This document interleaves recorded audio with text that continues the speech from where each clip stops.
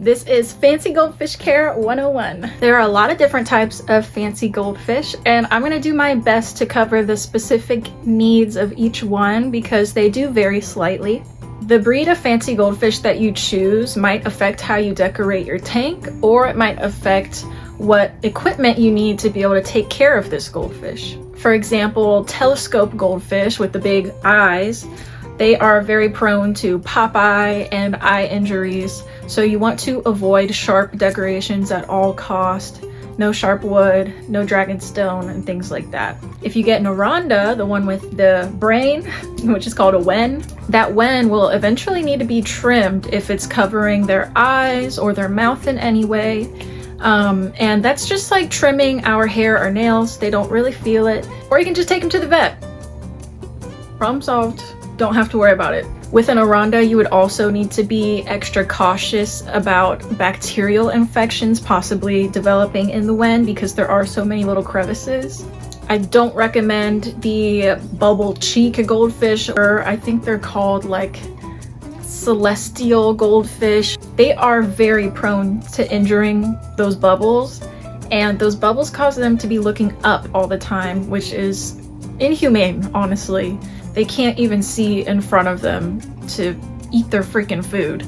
And we'll get into it later, but fancy goldfish should not be feeding from the very surface of the water. Fancy goldfish as a breed as a whole are very prone to swim bladder problems.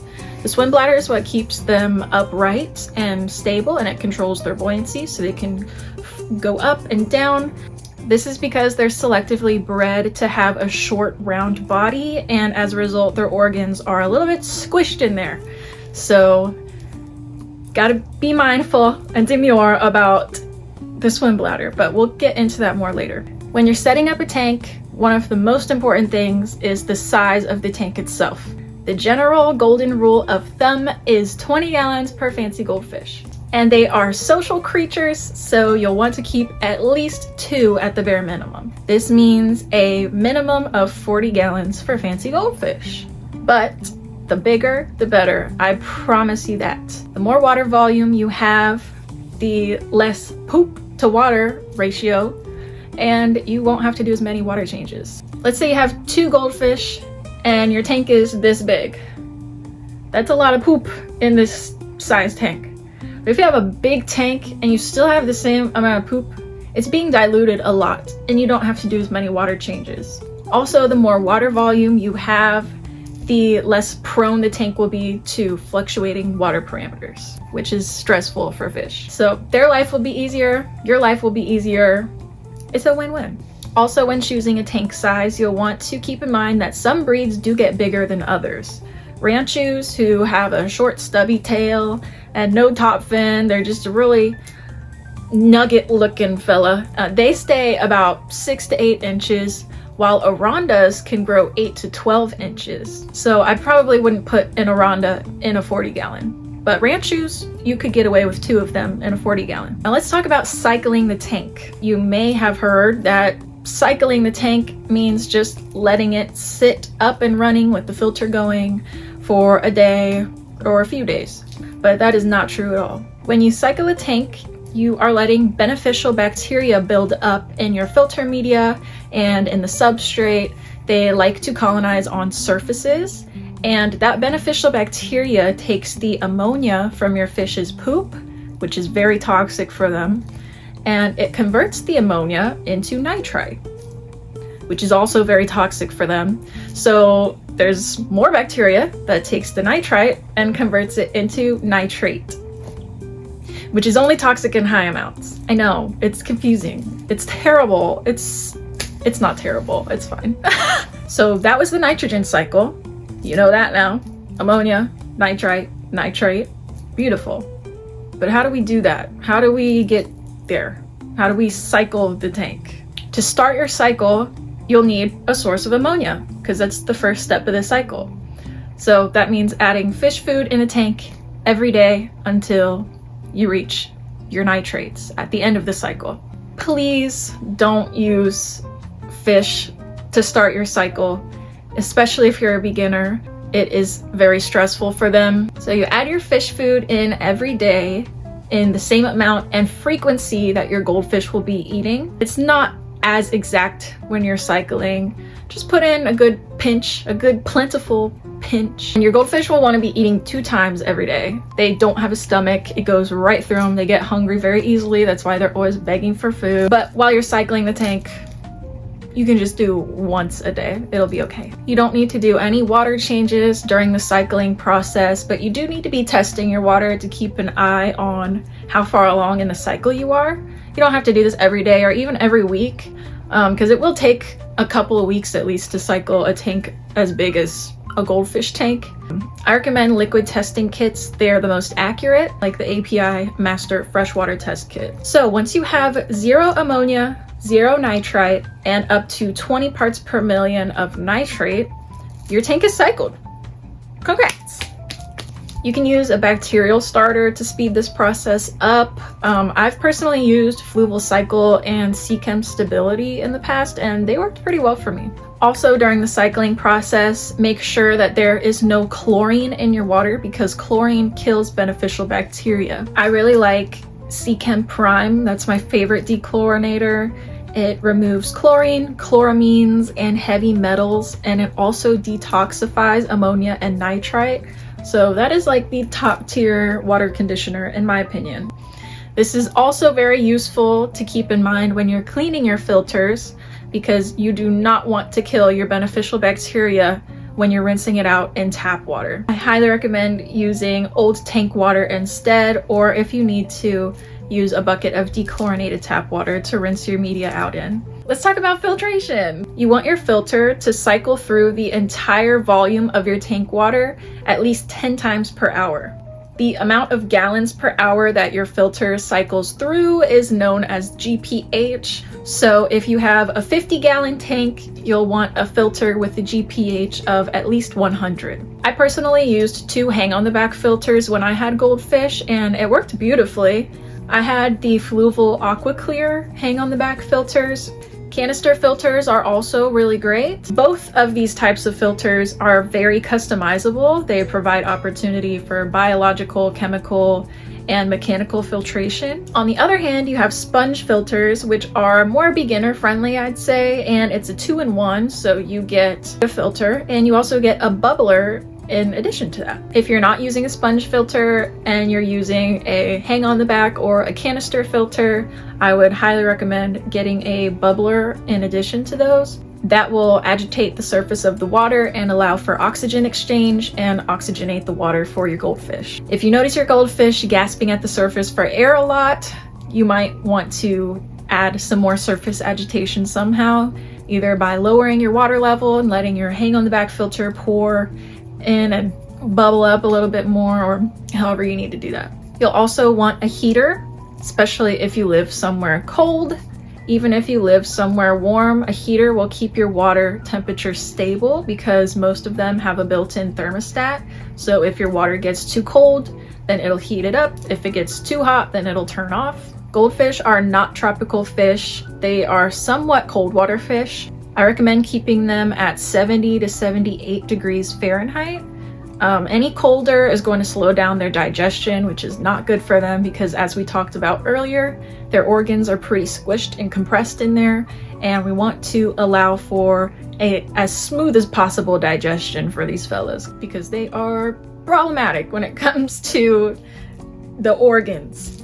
So we just went over temperature. Let's talk about some other water parameters that you can test with the liquid testing kit we talked about earlier. Your pH, or acidity/alkalinity, should be around 7 to 8, and you want to keep that as stable as possible because fluctuating pH or any fluctuating parameters are very stressful for fish in general.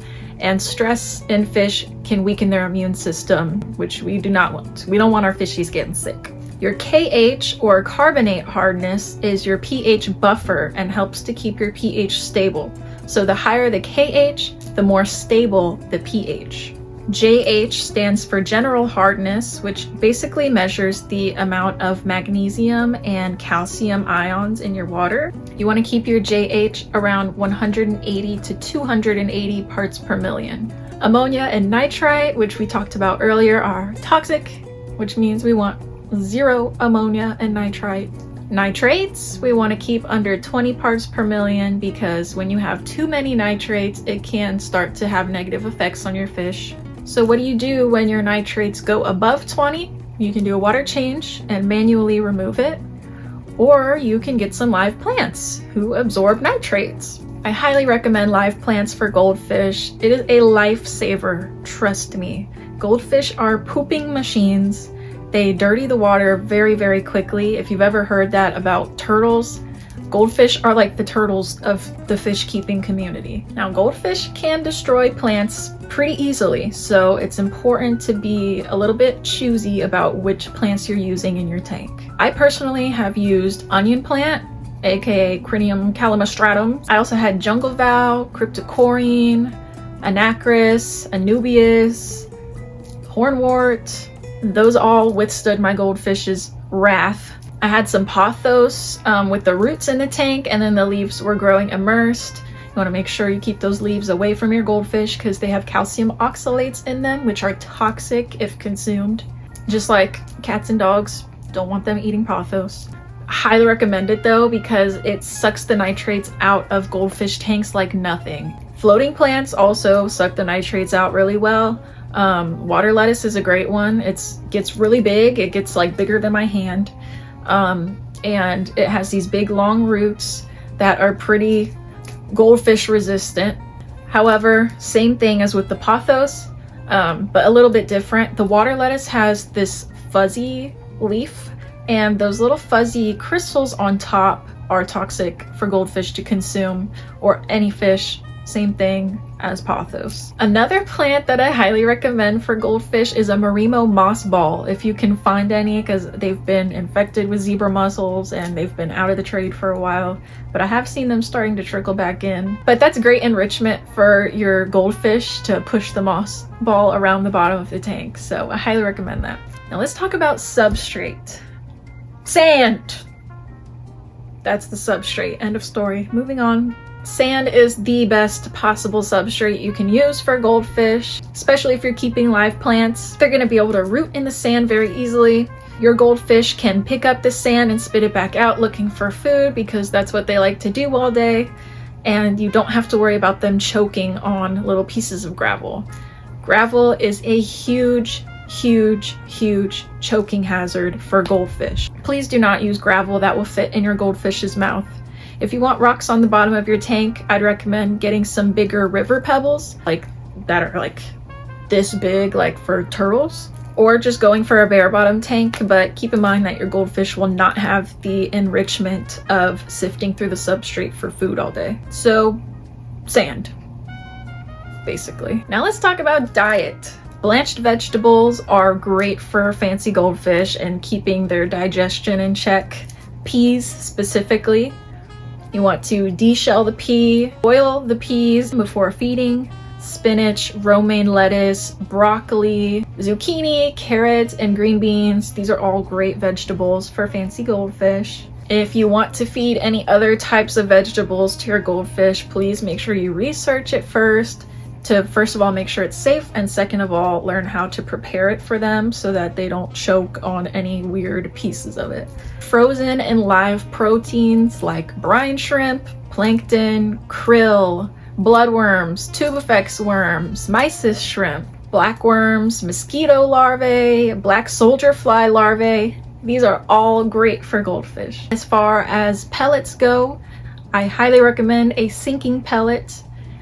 With floating pellets, your goldfish will be eating air on accident at the surface of the water, and that can cause swim bladder issues like we talked about before. So sinking pellets and or soaking the pellets in tank water or vitamin oil. I used to use this one. I'll put it on the screen if I can find it. That will help the pellets sink, and it'll also help the food already be wet because it's going into a wet fish body.